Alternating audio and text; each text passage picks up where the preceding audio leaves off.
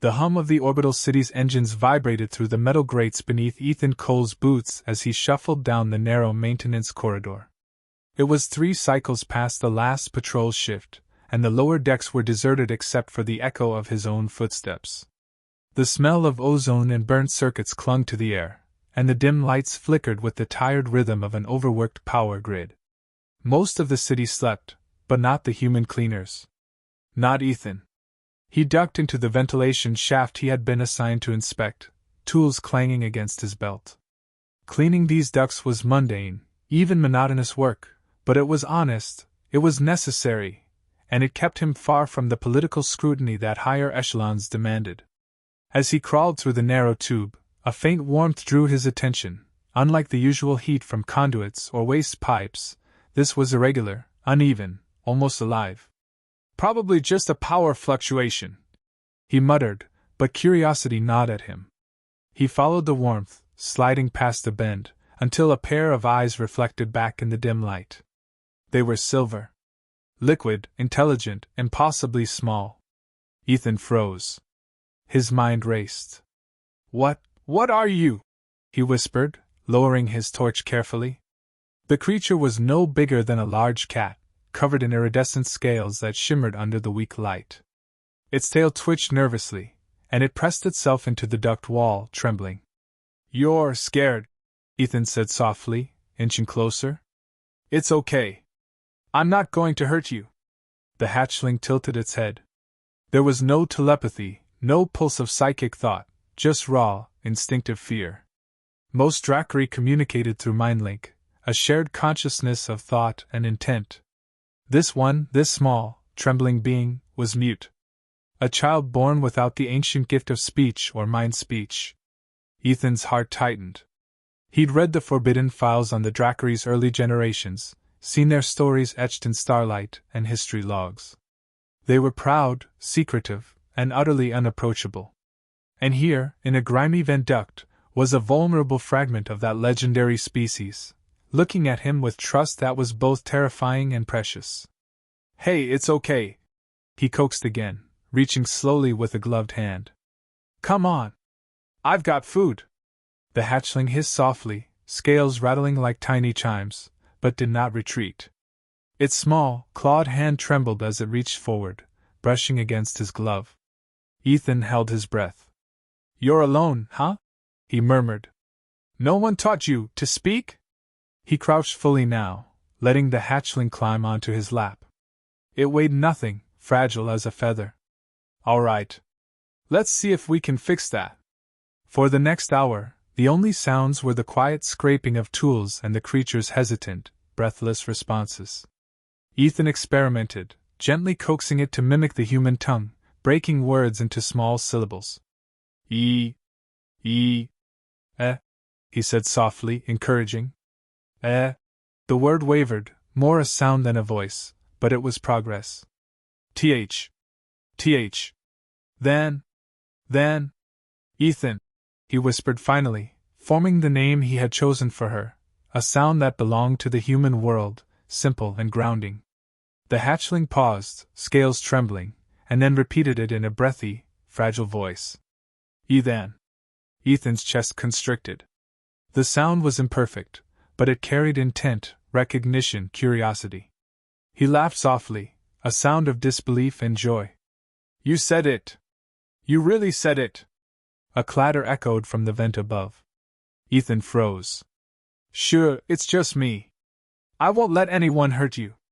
He stroked her tiny head, feeling scales soft under his fingers.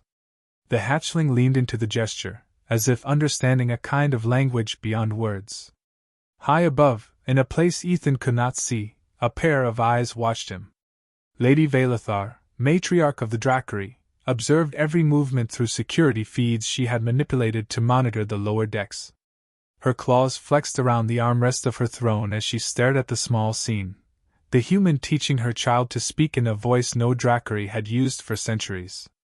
"Impossible," she whispered. "He is corrupting her." Her mind raced with fear and fascination. Every instinct told her to act, to retrieve the hatchling, to punish the human. But another, stranger instinct, a flicker she had not felt in cycles, whispered curiosity.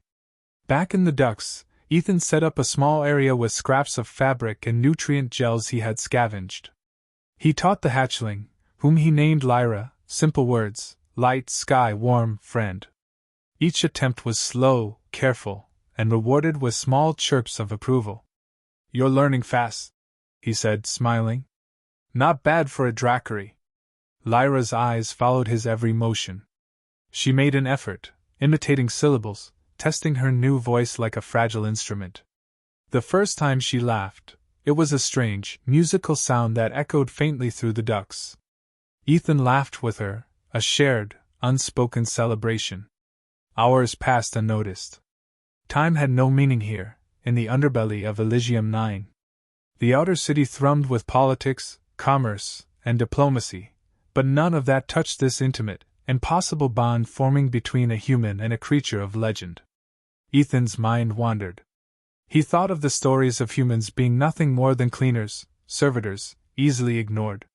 Here, he realized, humanity's true power lay not in strength or technology, but in connection, the ability to nurture, to teach, to reach across divides others thought uncrossable. Suddenly, the hatchling froze, ears twitching. Ethan followed her gaze to a small lens in the ceiling panel, a surveillance microcam, its red light blinking faintly. His heart skipped. "You've been watched," he muttered. He looked at Lyra. "It doesn't matter. We'll be careful."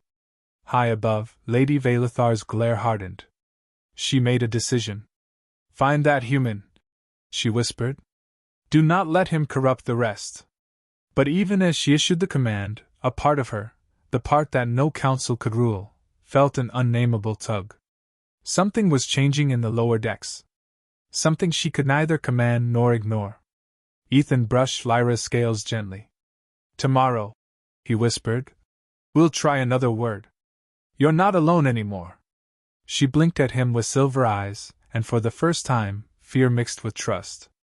And in that moment, the quiet, humming ducts of Elysium 9 became the birthplace of a voice that would shake not only the metal halls of the station but the rigid hearts of the galaxy's oldest rulers.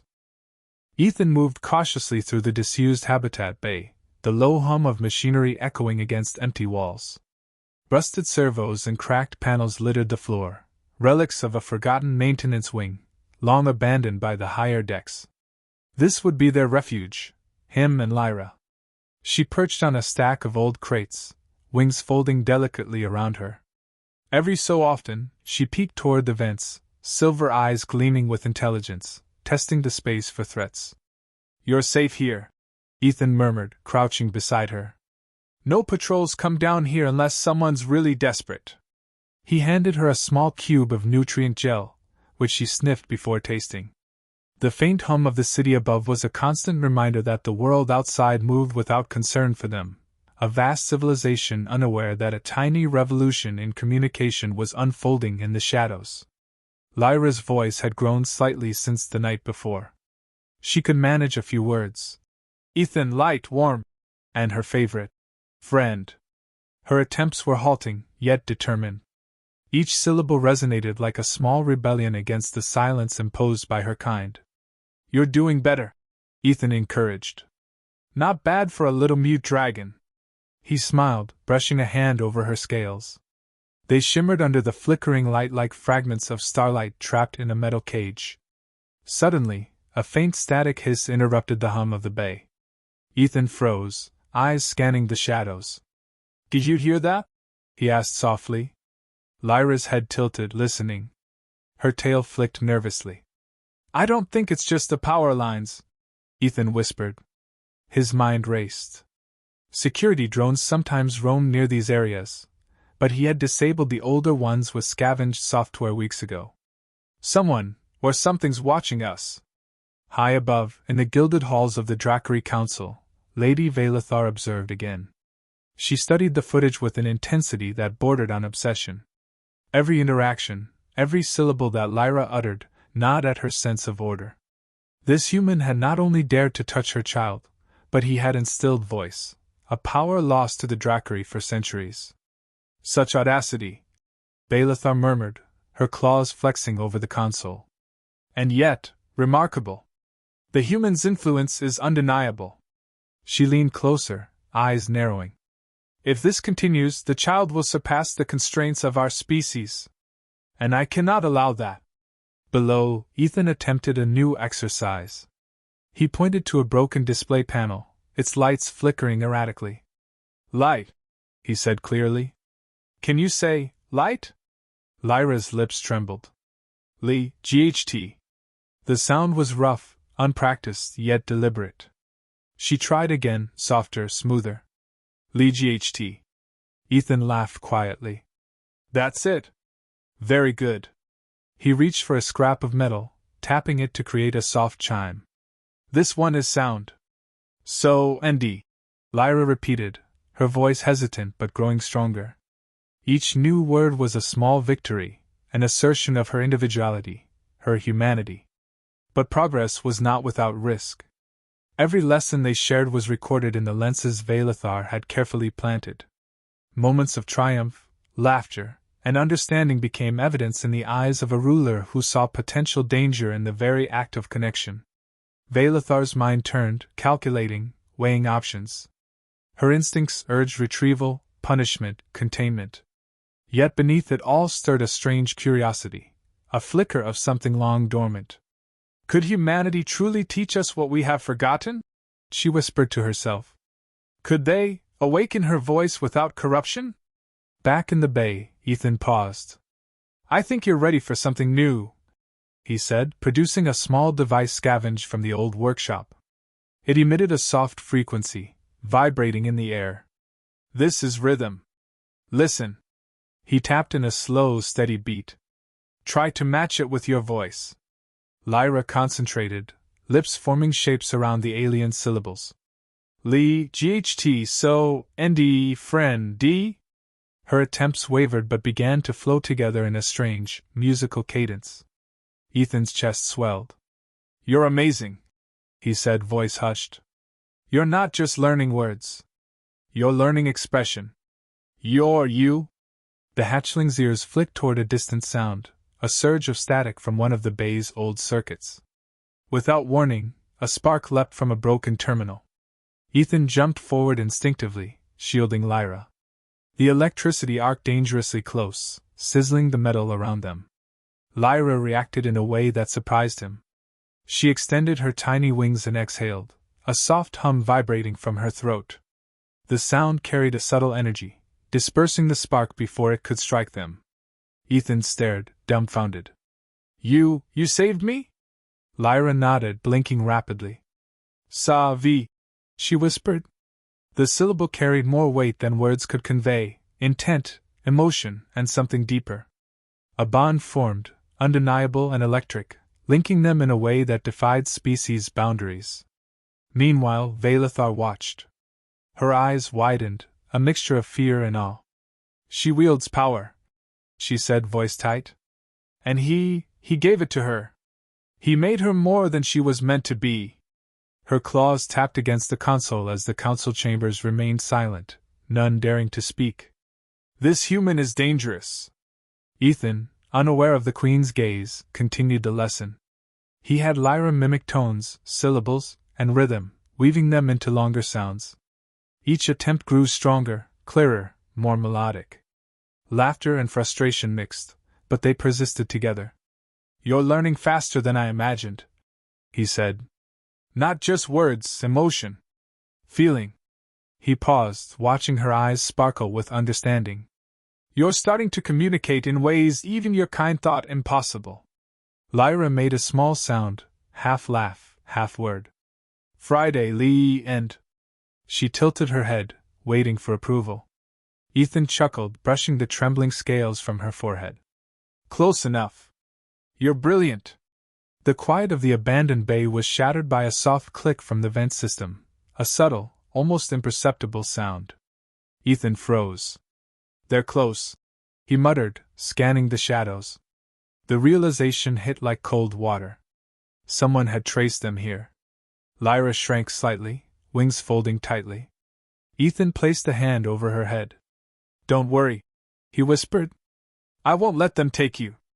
Above them, Vailithar's eyes narrowed. The council's orders had not been executed, yet. But now, the human's courage and her child's newfound voice had forced her to reconsider her next step.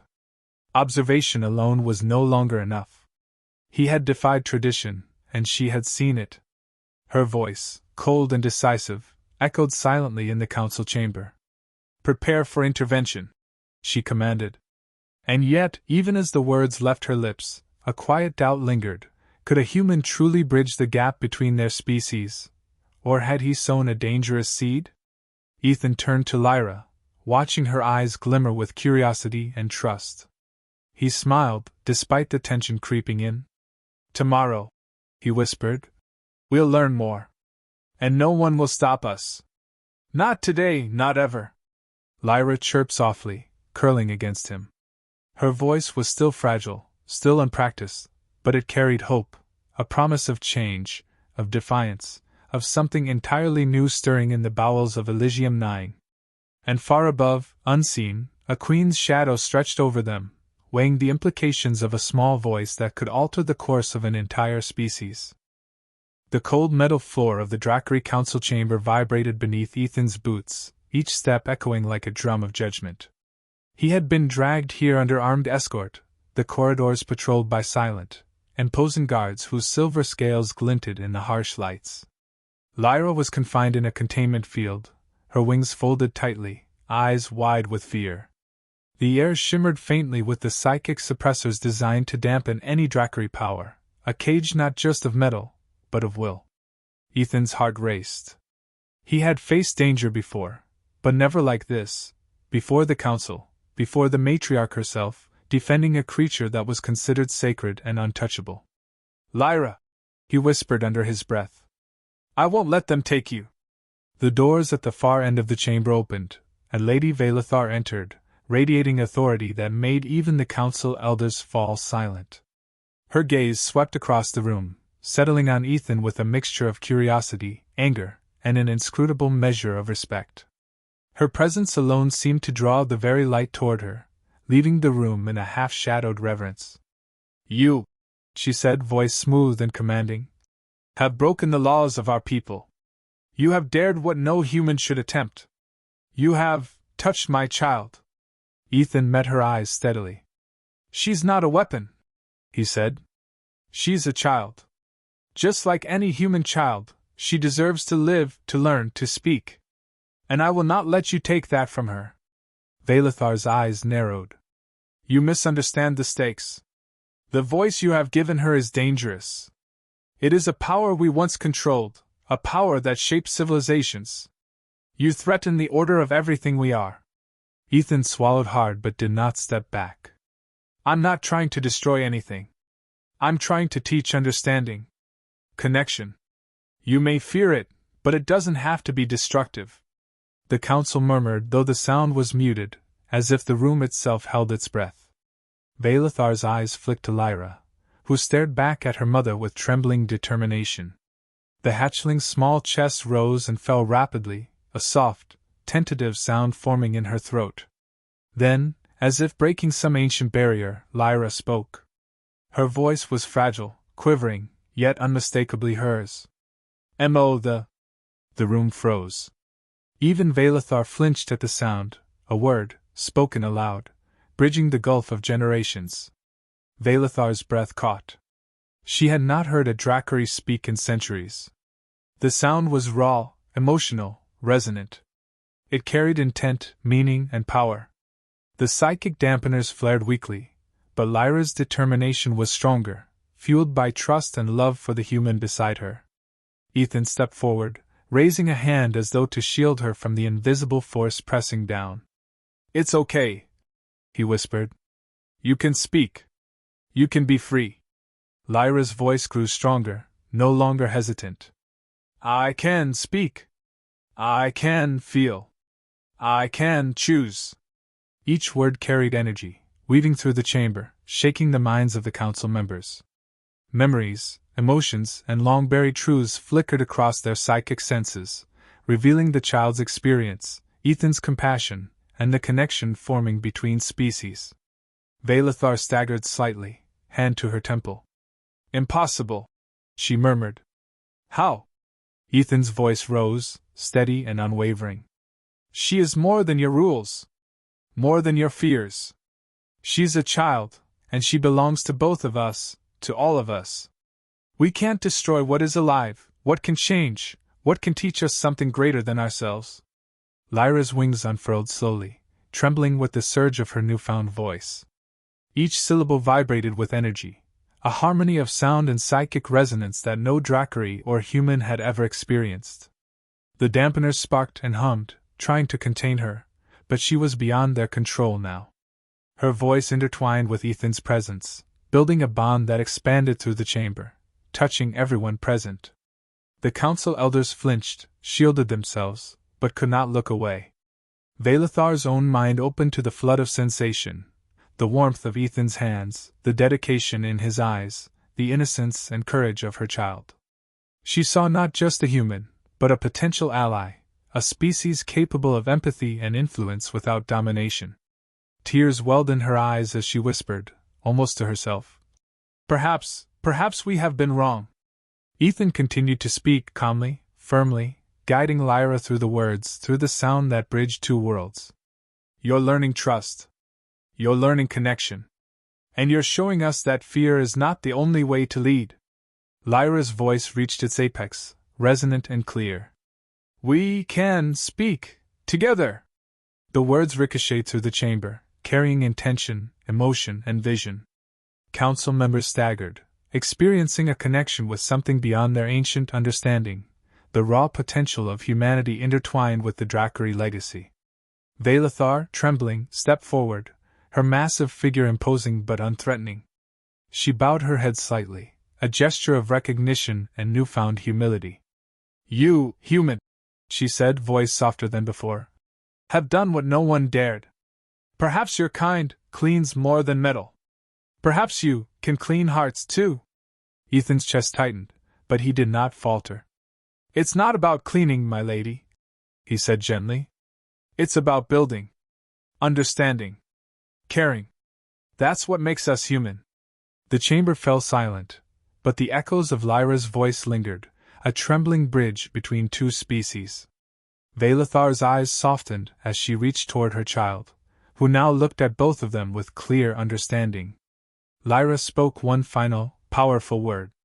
Mother, friend. It was a declaration, a promise, a symbol of unity.